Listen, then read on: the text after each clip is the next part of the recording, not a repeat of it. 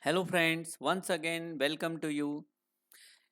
Uh, in last video we had started making videos for history and we started with the ninth standard and we started with the second lesson of the ninth standard. We studied some of the important parts and today we will begin with the point that is 1980s. Because up till now we had studied that we studied the rule of Pandit Jawaharlal Nehru, we studied the rule of Lal Bahadur Shastri, we studied the rule of Indira Gandhi. In 1980s, we had some other problems. Some political problems arised, right? During this decade means the period of 10 years. So during this decade, Indian political system found some important and far-fetching or far reaching some problems we faced. One of the very important problems we are going to study in this part. So we faced number of challenges, and the main problem was Sikhs in Punjab demanded an independent state of Khalistan and began movement which went on to become violent and destructive. So Punjab was the problem. There we found two different groups in Punjab. One group wanted Punjab to be divided into two states, and another the demand for another state was there, and the name of that another state was Khalistan. So this movement began and it became violent and destructive. Yes, number of people died during this moment because this movement turned towards a wrong way and there were different types of violent activities carried out. So Pakistan had lent its support to this movement. So those who demanded Khalistan as a new state, the people who were involved in this movement got help from Pakistan. And these people were hidden inside the Golden Temple at Amritsar. They were carrying out their movements from this temple. So what happened? The Indian army was sent into the Golden Temple at Amritsar. So government could not just look and witness what is going to happen. They should take some action. And yes, the government took one action and government sent Indian army in Golden Temple to finish all those people who were creating violence in Amritsar in Punjab. So it was the year of 1984 to evict the terrorists who had allegedly taken shelter there. There were many terrorists who had taken shelter in the temple. One of the Sikh bodyguard in Indian Indira Gandhi's personal security assassinated her. So as in 1984, the movement that was carried out to form new state Khalistan was finished by Indira Gandhi by sending army in Golden Temple at Amritsar. Some of the people thought that it was not a good thing, that Indira Gandhi should not send army in temple, so people's emotions got disturbed. Actually, the act was necessary. We can see that we cannot let the terrorist be alive in a temple and we should not allow them to create disturbance because many great leaders also died. One of the chief minister of Punjab was also killed. So one bodyguard was sick. He was personal bodyguard of Indira Gandhi. So what he did? He attacked over Indira Gandhi and killed her. Assassinated her means to kill her. During this period, an organization called United Liberation Front of Assam carried on a major movement in Northeast India. So as we had some problems in Punjab, in the same way we had some problems in Northeast India also. The problem was in which state? The problem was in India. So problem was in Assam. there was also one organization. The name of that organization was Liberation Front of Assam, ULFA. They carried out some major movements in Assam. So that was one another problem. So right after Indira Gandhi's assassination in 1984, Rajiv Gandhi became the Prime Minister of India. So it was very tough time for India. The opposition parties were not united. Leadership in opposition parties was not so strong. So immediately after and even there was no major leader in Congress, and although Congress Congressy people thought that only Rajiv Gandhi can lead them, and therefore in 1984 Rajiv Gandhi became the Prime Minister. So he tried to make several reforms in the field of Indian economy, that of science and technology. Yes, Rajiv Gandhi was a great person as far as technology is concerned. Before Rajiv Gandhi, we had no computer system in India. He was the first person who took initiative to develop science and technology. He brought computer in India. Many people opposed it, but today we can see the importance of this person for India. Many Indians now are working abroad in other countries and they are earning good money. Even in India also, many people are dealing in the field of computers and they are earning their livelihood.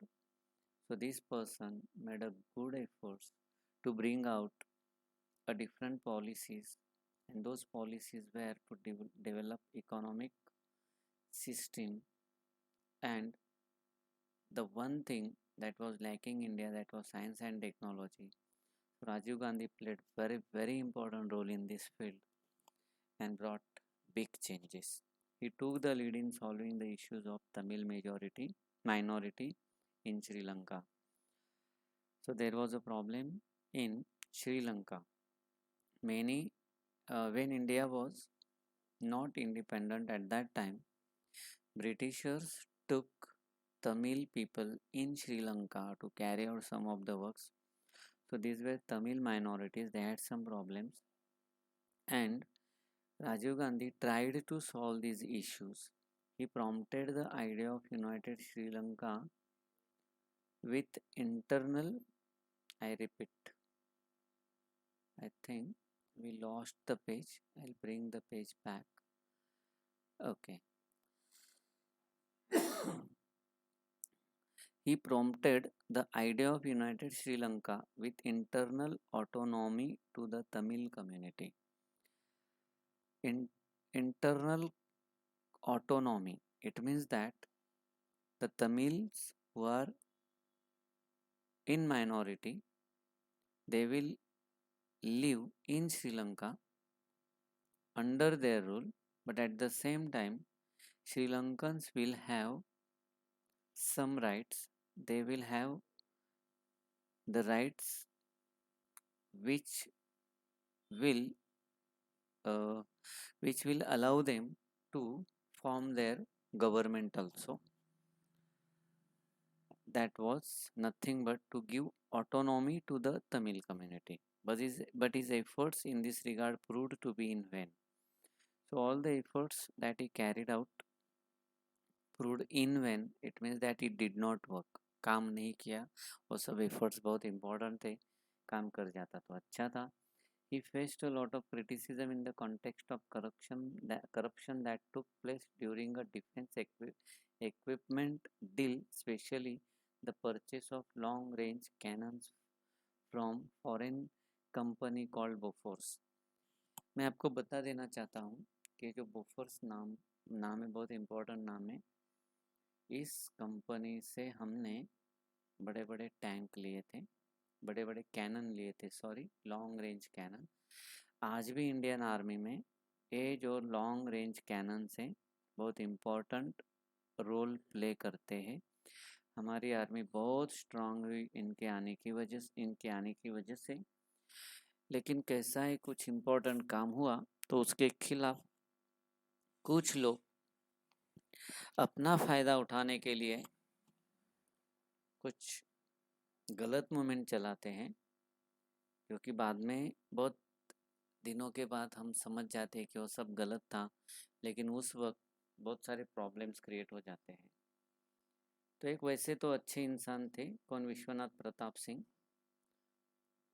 और वो minister थे राजीव गांधी के साथ। अच्छे इंसान होने के बावजूद वो एक पॉलिटिकल लीडर भी थे, ये हमने समझना चाहिए। उन्होंने बहुत सारे एक्यूजेशन लगाए प्राइम मिनिस्टर राजीव गांधी के ऊपर कि उन्होंने करप्शन किया है। ये जो लॉन्ग रेंज कैनन थे, लॉन्ग रेंज के जो कैनन थे बोफोर्स के, उनकी खरीदारी में वो बाद में सब झूठे साबित हुए, लेकिन उसकी वजह से राजीव गांधी का जो गवर्नमेंट था वो बाद में चुन के नहीं आया, उन एलिगेशंस की वजह से, उन एक्यूजेशंस की वजह से। Political corruption became a crucial issue in general election that followed and Congress party was defeated. और उसकी वजह से क्या हो गया कि कांग्रेस पार्टी डिफीट हो गई। लोगों को भी लगा कुछ गलत हुआ होगा, लेकिन बाद में प्रूव हो गया कि ऐसा कुछ हुआ ही नहीं था। Several political parties formed a coalition called the Janata Dal, and Vishwanath Pratap Singh became the next Prime Minister of India. So the same thing happened once again. Previously also it had happened. People came together. They formed government under Janata Dal. There were many people who were the followers of Janata Dal, who were the followers of Vishwanath Pratap Singh. No doubt Vishwanath Pratap Singh was a good man, but to get the political benefits, he accused Rajiv Gandhi, who was actually was innocent in that matter. Afterwards, it was proved. The policy for providing reservation. Now, Vishwanath Pratap Singh became the next Prime Minister. The policy for providing reservation for other backward classes is considered to be his most important contribution. जो सबसे अच्छा काम विश्वनाथ प्रताप सिंह ने किया वो OBC लोग जो है, जो लोग ओबीसी कैटेगरी में आते हैं, उनके लिए उन्होंने क्या दिया, आरक्षण दिया। ये आरक्षण बहुत सारे लोगों को था, लेकिन ओबीसी भी एक ऐसी कैटेगरी थी जो एक पिछड़े समाज होता है, गरीब लोग होते हैं, उनको उनके लिए भी रिजर्वेशन की ज़रूरत थी।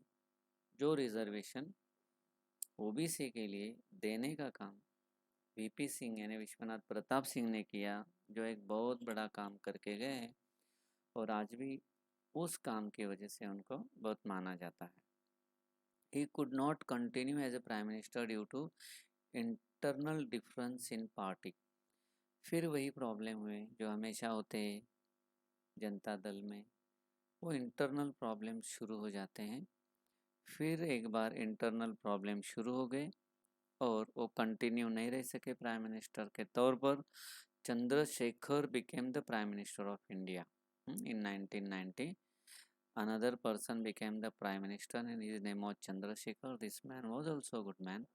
His government was also short-lived, but the government of Janata Dal never lived long. Previously also and now also. Again he became the prime minister for short time. In 1991, during the election campaign, the terrorist organization in Sri Lanka Liberation Tiger of Tamil Eelam assassinated Rajiv Gandhi. So Rajiv Gandhi had made some efforts for the Tamilians who lived in Sri Lanka. Some of them were not happy with that. So one of the important organization who worked for that was Liberation Tigers of Tamil Eelam, LTTE. So they were not happy and they assassinated Rajiv Gandhi. It means that they killed Rajiv Gandhi for his efforts to bring out peace in Sri Lanka. The changes after 1991 we will study in next part. Thank you.